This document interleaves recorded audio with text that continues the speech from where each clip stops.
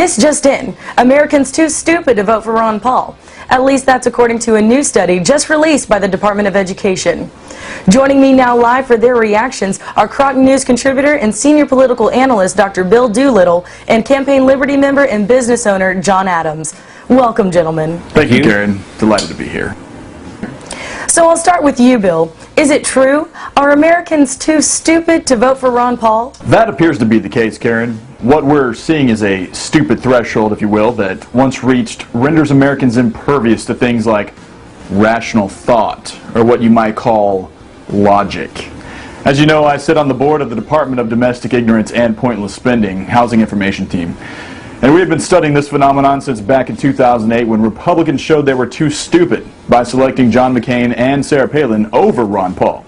And we have every bit of confidence that the American people will respond the same way in the primaries and or the general election next year. Really? Since '08? Oh yes, Karen. As you know, we're in the business of stupid, and business is a-booming. Well, Bill, I hate to play devil's advocate here, but there are over 500,000 members of the Campaign for Liberty. Maybe Americans aren't as stupid as we hoped. That's right, Karen. As you know... John, you'll get your chance in a minute. Right. As I was saying, there's no way, Karen. The data clearly shows that since we've nationalized healthcare, education, labor, and a myriad of other government programs, fraud, waste, and inefficiency have increased exponentially to the point where there's really no danger in ever having them cut. Because Americans are too stupid to cut them. And this translates directly to the elections. It's really a beautiful cycle. System. Whatever. 500,000 does seem like a drop in the bucket, eh, John? No, Karen, it's not a drop in the bucket. Obviously, since socializing medicine, education, what have you, it's true. America has taken a hit on the intelligence scale. But I think it's temporary. And I think when people wise up, Ron Paul not only stands a chance, I think he could win the presidency. Next, he'll be telling us that the Federal Reserve should be audited. The Federal Reserve should be audited. Then who will devalue the currency? Congress?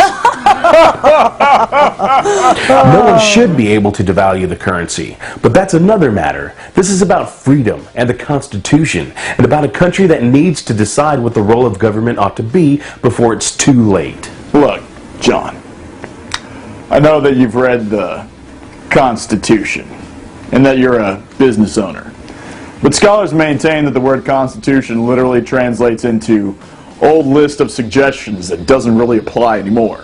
No, it doesn't. Look, sweetie, it's just not going to happen. We've got a bipartisan media blackout on this guy, and we all know Americans are too stupid to do their own research. You're wrong, Karen. People are waking up to the fact that we're broke and have stretched ourselves too thin for a global empire and welfare state. And despite your blackout, Ron Paul's YouTube videos are the most watched of any candidate. The American people know that something isn't right.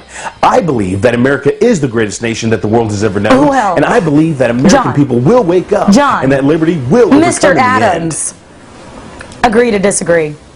Gentlemen, that's all the time we have. Don't go away. Up next, new unrest in the Middle East. What are they complaining about now?